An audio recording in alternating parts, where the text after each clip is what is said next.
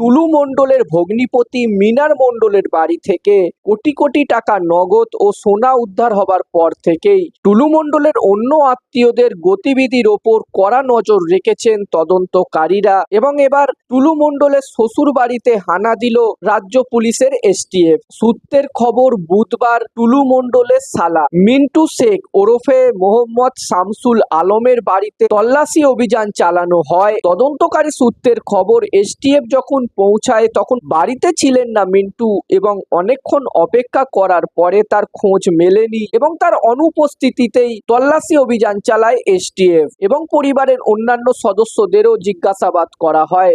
যদিও এই তল্লাশিতে কোনো কিছুই বাজেয়াপ্ত করেনি এসটিএফ। পরিবারের একজন জানান, আমাদের বাড়িতে তো কিছুই নেই, পাবে কোথা থেকে। মিনার মণ্ডলের বাড়ি থেকে টাকা উদ্ধারের ঘটনার তদন্তে একাধিক জায়গায় তল্লাশি চালাচ্ছে পুলিশ। তদন্তকারীদের দাবি, সরকারের টাকা ফাঁকি দিয়েই এত সম্পত্তি করেছে টুলু মণ্ডল, সবটাই সাধারণ মানুষের টাকা। সূত্রের খবর, টুলু মণ্ডল কোথায় কোথায় টাকা লুকিয়ে রেখেছে তা জানার চেষ্টা চলছে এবং সেই কারণেই তল্লাশি চালানো হচ্ছে এবং এই ঘটনায় এখনো পর্যন্ত পুলিশ মোট 4 জনকে গ্রেপ্তারও করেছে এবং পুলিশ জানিয়েছে এখনো পর্যন্ত টুলু মণ্ডলের মোট 220 কোটি টাকার সম্পত্তি ফ্রিজ করা হয়েছে এবং যার মধ্যে রয়েছে মিনার মণ্ডলের বাড়ি থেকে উদ্ধার হওয়া নগদ টাকা এবং সোনা।